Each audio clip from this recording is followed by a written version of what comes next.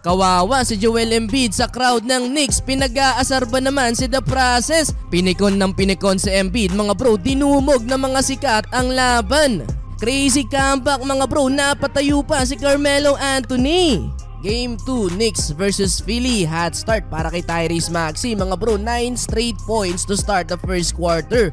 Unang nakontrol ng Philly ang laban dahil sa ginawa na yan ni Maxey, hindi nagawa ng New York na makuha ang lead. Napaka-solid din ang simula ni Joel Embiid, halos double-double stats agad si The Process, 12 points with 7 rebounds. Bigay todo na si Embiid, buong quarter pa ding naglaro mga bro kahit may iniid na pating sakit sa kanyang tuhod. Maalat naman ang simula ni Bronson, 2 of 8 lamang sa field, 3 lang sa New York ang nakapagtala ng puntos. Josh Hart with 7 points, DiVincenzo with 6 points, 25-18, kontrolado ng Philly ang laban. Second quarter, another solo run by Tyrese Maxey, 7 straight points mga bro kung saan lumobo na din sa 10 points ang lamang ng Philly. Medyo umiinit na din ang tension mga bro, na technical si Joel Embiid nang itulak etong si Donte DiVincenzo. Napareklamo dyan si The Process pero inaasar lang siya ng crowd ng New York. Under 4-minute mark, nagkaroon ng mini run ng Knicks. Back-to-back basket para kay Bronson. Hype na hype pa nang makakuha ng foul kontra kay Kyle Lowry. Etong si Embiid mga bro, matapos ma-foul sa play na to, lakas mangasar ng mga fans ng Knicks. Crying baby daw si Embiid. Etong isa naka-dirty finger pa.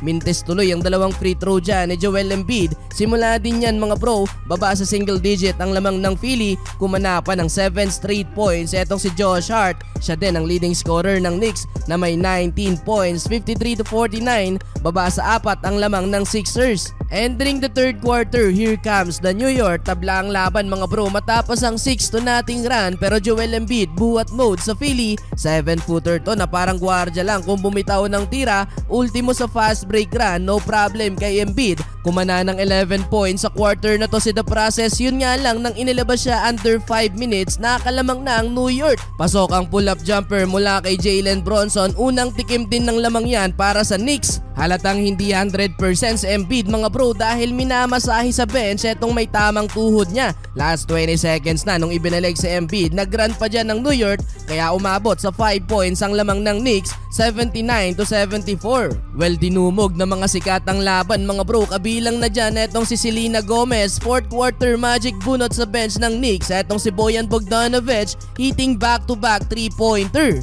Nakisali na din mga bro etong si Miles McBride na kumana ng 5 straight points. Even Carmelo Anthony napareact sa player na to ng Knicks. Pero naitabla pa ng Philly ang laban mga bro, and one play ni Embiid at layup mula kay Maxey. Muling nakuha ng Sixers ang lead mula sa pull-up jumper na to ni Tyrese Maxey, 97-96. Nasundan pa yan mga bro ng clutch 3-pointer mula ulit kay Maxey. Lamang na ng 4 ang Philly, 100-96. Pero yun nga lang mga bro, last 30 seconds, Jalen Bronson clutch corner 3-pointer, na turnover din ni Maxey ang bola na nauwi sa 3-pointer ni Donte DiVincenzo. Lamang ng isang Knicks mga bro, napareact na kahit si Carmelo Anthony. Sa uli mga bro, panalo pa din ng Knicks. What a comeback, 2-0 lead.